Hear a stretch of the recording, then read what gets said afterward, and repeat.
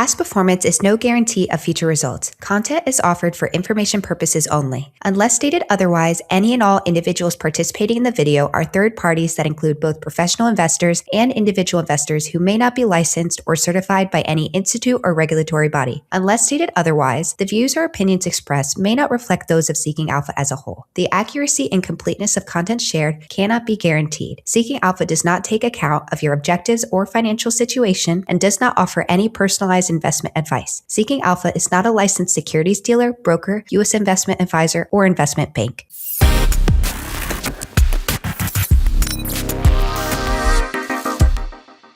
Hey everybody, it's Nicole Benjamin, your host here at Seeking Alpha, to bring to you another episode of our new series, Portfolio Pulse, where, as the name suggests, we're going to be keeping pulse to all the big financial moves happening in the market. Now, for today's episode, we're joined by none other than James Foord, and he's going to be talking with us about all things Tesla. So without further ado, thank you so much, James, for joining us today. Yeah, thank you so much for having me, Nicole. Yes, absolutely. So James, I see you've been on Seeking Alpha since about 2020. So tell us a little bit about how you joined Seeking Alpha, what your investment philosophy is, and just how you got started. Yeah, absolutely. Like you said, been writing on Seeking Alpha for a little over 5 years now.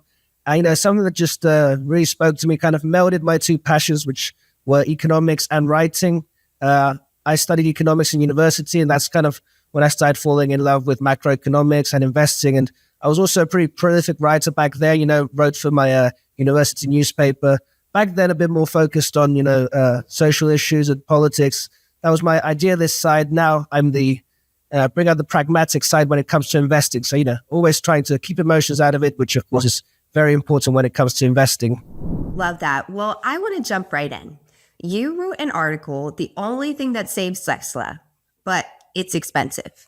Now, in your article, you wrote about how there's been a shift for you personally as an investor. You were originally a bull, but now you've shifted to a bear for Tesla. So was there a specific trend that's happened in their Q4 results that, convinced you that the fundamentals are, finally breaking? Yeah, like you said, I've been a long-term bull. Tesla, obviously, we all see the cars, great company, they make great cars, but, the great company doesn't necessarily mean it's a great, business to invest in, right? And, something that we've seen, not just over the last quarter, but maybe over the last year almost is, kind of a bit of a loss in, kind of the appeal that the Teslas used to have, right? And yeah, that's reflected in the numbers. So the revenues, which is the money that the money that the company is taking in, has actually declined for the first time last year. We're seeing the margins are becoming a bit compressed. We've seen, Tesla kind of try and, put out cheaper models or kind of lower prices, but it's kind of not sticking. And it's, we can see that Tesla's kind of starting to lose market share, both in the US, Europe, China, especially. It's struggling a lot over there. This is all kind of piled up. And, together with, what I talk about in the article, which is, these very bold initiatives that Tesla has right now, I just feel like the company's trying to do too much, and it's just not going to be able to do everything it wants to do, unfortunately. Now, I see here that you talked about how Elon Musk has called the AI5 chip the most critical project at Tesla. Now, why is that so vital for them to bring this chip's manufacturing in-house now rather than just continuing to rely on the strategic partners like NVIDIA or Samsung? Right. Of course, this is something that, Tesla is doing, arguably a very smart move. Obviously, in the world of AI now, basically, what's becoming a real bottleneck now for a lot of these companies is compute, right? So what you really need are those chips, and we're seeing it. Obviously we saw it with NVIDIA when their stock price went up and everyone was looking at their chips. We've seen other bottlenecks now appear, and Musk, obviously, as he's trying to rebrand Tesla into this more kind of AI company focused on autonomy, they're going to need a lot of these chips, right? So he's trying to secure this by obviously getting their AI5, which would be like their in-house chip, right? Kind of akin in a way to Google's TPUs, which obviously, gained quite a lot of traction last year. So, to that extent, like I said, because Tesla's undergoing this AI transformation, being able to have their own chip is really important to this transformation, which is why I think, Musk is right in saying that this is, one of the probably the most important thing they're doing right now. Now, you also mentioned that the risk of Tesla being spread too thin. There's, this plan of, building a terafab, which, for anybody listening in, a massive chip plant. What makes that the necessary move for their long-term growth? Is it a money pit, or I don't know, do you think this is going to be distracting from their core EV business model? Right. Again, it's hard to say, when it comes to Tesla and Musk, they often has all these big plans, and then it's kind of hard to pinpoint exactly what he means with some of these things. But basically, the idea is, to create this terafab, this kind of big factory, for these chips. Obviously, I think that, basically starting from now, I mean, that's going to obviously be a bit of a money pit, really, because, this is something very capital intensive, right? It requires a lot of upfront investment. And even if it did, have some ability to generate cash, it wouldn't be until much, much later, right? And like we said, I think Tesla already is at a moment where, it's kind of struggling with its margins, like obviously they're having to lower prices. They're struggling with their growth. So again, it's going to be difficult to bring out this project. Tesla is aiming to spend about $20 billion in CAPEX for 2026. And in comparison to 2025's free cash flow, that just over $6 billion, how does the company's fund in massive spending, just that gap, how is it hurting the stock price potentially? Right. Again, that's a pivotal issue, right? I think, Tesla's shifted now into a company that obviously isn't growing, and it also has these big plans to spend all this money. So where's this money going to come from? Well, obviously there are a few avenues now.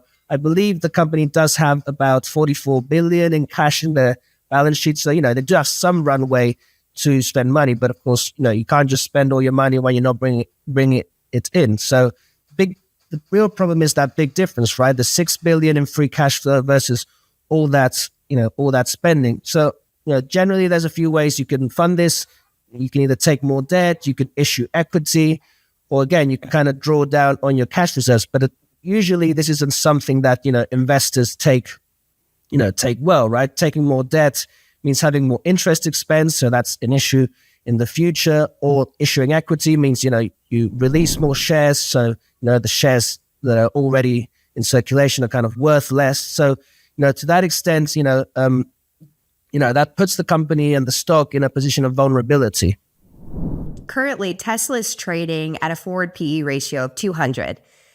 Given the downward revisions from Wall Street and just its current valuations, is it sustainable for the company's margins if it continues to face such pressure from this AI investment cycle? Right, that's the question. And that's, probably one of the hardest things to answer. I mean, already, starting from the basics, people would look at an earnings PE of 200 and think, well, that's outrageous, right? I mean, how can that be sustainable? But, it has been valued that way. That's kind of a little bit where my, pragmatism comes in here, because, we've got to look at Tesla obviously through a different lens than maybe a regular EV company. So, to that extent, yes, Tesla obviously does deserve somewhat of a premium valuation. But in my view, at this point in time, I think that's going to have to compress, right? I mean, a few years ago, Tesla was worth, this premium because it was growing fast. There was a lot of expectations around EV. Now, maybe you could justify it, especially in the last year. You could talk about the autonomy and how, maybe there's, some room there for Tesla to rebrand as an AI company. Now, between the AI5 chip, the Optimus robot, and I also see here the robo-taxi, Tesla is launching several new verticals all simultaneously. That sounds like a lot. So what do you think is the most important milestone as an investor's looking at Tesla for their portfolio? Like, what should they be looking at in 2026 to prove that this AI pivot is really worth it? Right, that's what it is, right? So is this all going to pay off one day? So, here we have a few things going on. Now, the AI5, like we mentioned before, is the chip that Tesla's trying to build in-house. Now, the future of the AI5, really, the way I see it, is not so much maybe about actually selling it. It's more about it will underpin, right, all these other initiatives. So to that extent, we could say that the AI5 is the most important thing going forward because, it's going to underpin all of these developments in Tesla.